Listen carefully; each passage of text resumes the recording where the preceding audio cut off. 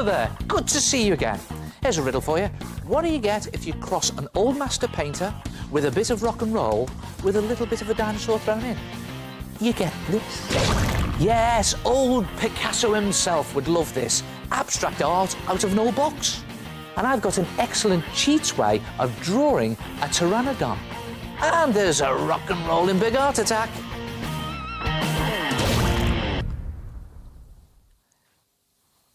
Oh, sorry, I'm not ignoring you or anything. I'm just trying to decide what to wear for a fancy dress party. I was thinking about just wearing this T-shirt. What do you think? What do you mean it's boring? It's not the T-shirt. It's what's under it that counts. Ah! What do you think? Perfect for fancy dress parties. Or, just to freak out your friends, show them what's under your T-shirt.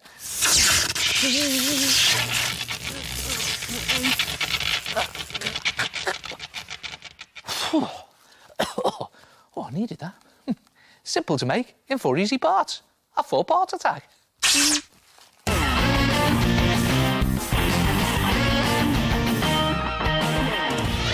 First, you need to start with what the alien's attached to, a plastic bin bag. Cut it in half and it's the top part that you want, so throw the other piece away. Now you need the top part because it's got an opening at the top and now at this end. And the idea is to cut this bit down one side and you can then open it out to make one long strip. Now it's a good idea to make sure that it fits around your waist at this stage. Yep, that works. Now you can create your alien. Lay your bin bag strip down and scrunch up some newspaper into a small parcel shape and tape it to the middle of the bin bag strip. Now this will make the alien's body. Then scrunch and tape a smaller ball on top of this one for the head. The alien's eyes are more newspaper, this time the size of a golf ball attached to a twist of newspaper for eye stalks. Make 3 like this and tape them to the top of the head. Then bend a long twist of newspaper round into a mouth shape and tape that under the eyes. And you could even add in some cardboard triangles for teeth. Now I'm using double-sided tape for this. In it goes. And finally tape 4 stubby newspaper sausages together for hands and tape 1 to either side of your alien's body. And the other one on the other side. And remember to use lots of tape to keep everything together and to keep your alien well and truly attached to the bin bag strip. Now, let's bring him to life. Paint him using acrylic paints. Now you can use alien shades of purple. You can mix in different shades, can't you? Mix in some darker purple or even some pink for his alien skin. And how about luminous orange lips? And of course white for his eyes. And even some pink alien spots on his body. And when you finish painting your alien and he's dry, give him some extra strength by slopping on a layer of PVA glue mixed with water. Now, don't worry because the PVA glue dries clear and shiny, so not only does it strengthen your alien, but it also gives it a good, slimy alien effect. Look at that shining away there. Now all you need to do is get him to burst through your T-shirt. And do me a favour, use an old one and get permission first. I don't want to hear about anyone using the best top for this. So, tie your alien around your waist and put your old baggy T-shirt on over the top. Then feel where the head is and carefully make a mark where your alien is and then take your T-shirt back off. Lay your T-shirt down, then carefully snip a hole where the mark is. Now be careful not to cut right through to the back of your T-shirt and of course mind your fingers. When you've snipped the hole, open it up just enough to pull your alien through so he looks like he's bursting through the T-shirt. And as a finishing touch, take some green paint and paint some green slime dripping from where he's bursting through. And when you put it on, it really looks as if that's what's lurking under your T-shirt. And they look great as a fancy dress costume. Or just to freak out your friends.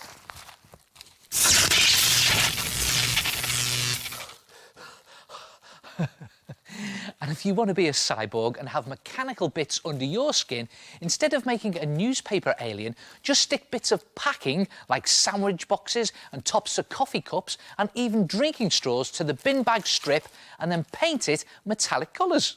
Good, eh? Try it yourself. What's lurking under your skin?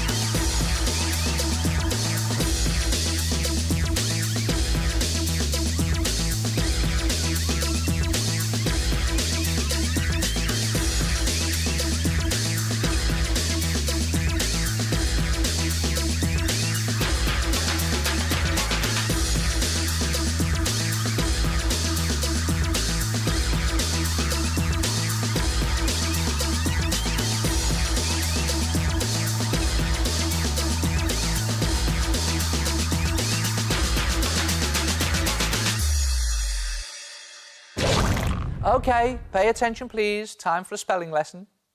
This is a pteranodon, one of the pterosaur family of dinosaurs. Now, strangely, when it comes to spelling, pteranodon is spelt with a P. P is for pteranodon. OK, spelling lesson over. Because when it comes to drawing,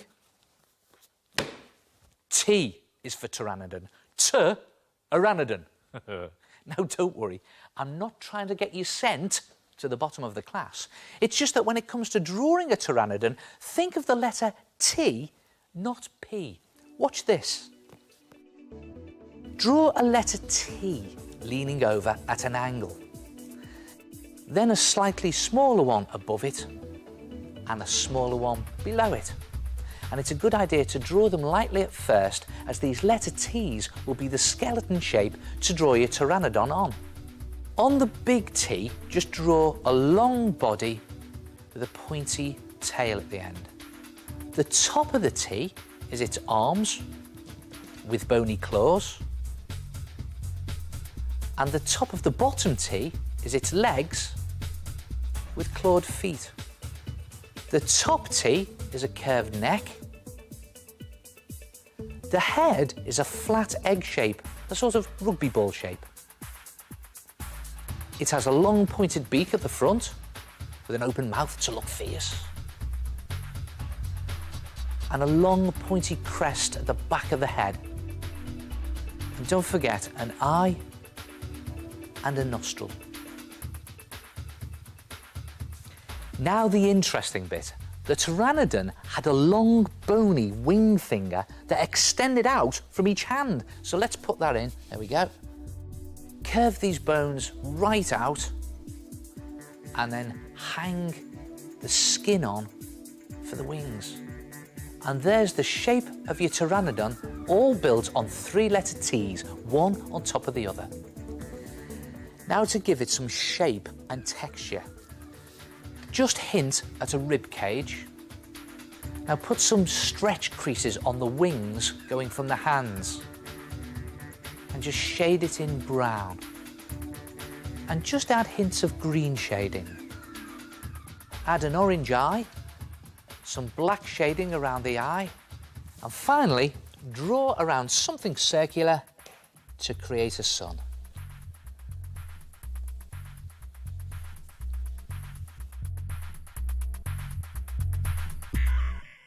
And a bit of mist to make it really atmospheric. And just hint at some prehistoric mountains, shrouded in the mists of time. And there he is, a Pteranodon. So remember, you spell Pteranodon with a P, but when it comes to drawing, T is for Pteranodon.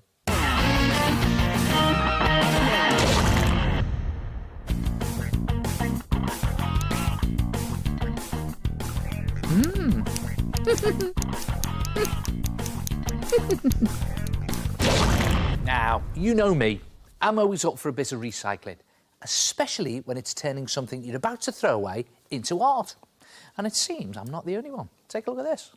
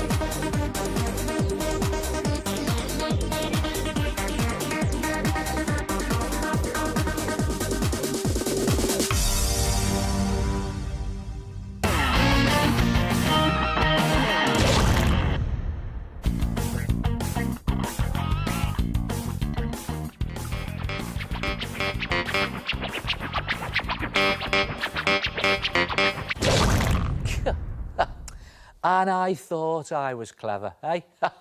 Me, the Art Attack man. I thought I was clever until I saw the stuff that you keep sending in. It's brilliant. Take a look at this lot in my Art Attack gallery.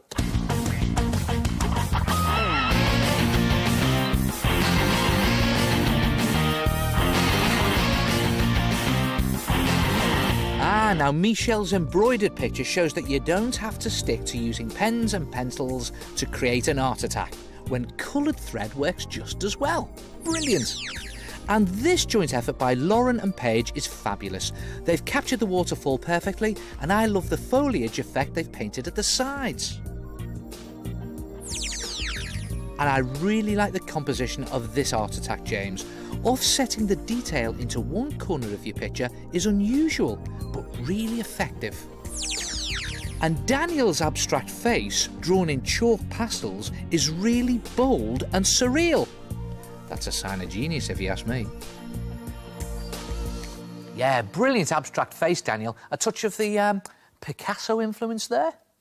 Well, if Daniel has been influenced by Picasso, I've been influenced by Daniel.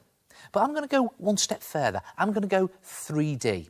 Now, first, you're going to need a few boxes, any size or shape will do. Then pick out the one that you want to turn into a 3D face. This one looks good. Then start thinking, but think abstract. Well, this is a boring rectangle box at the moment, so start by breaking up its shape.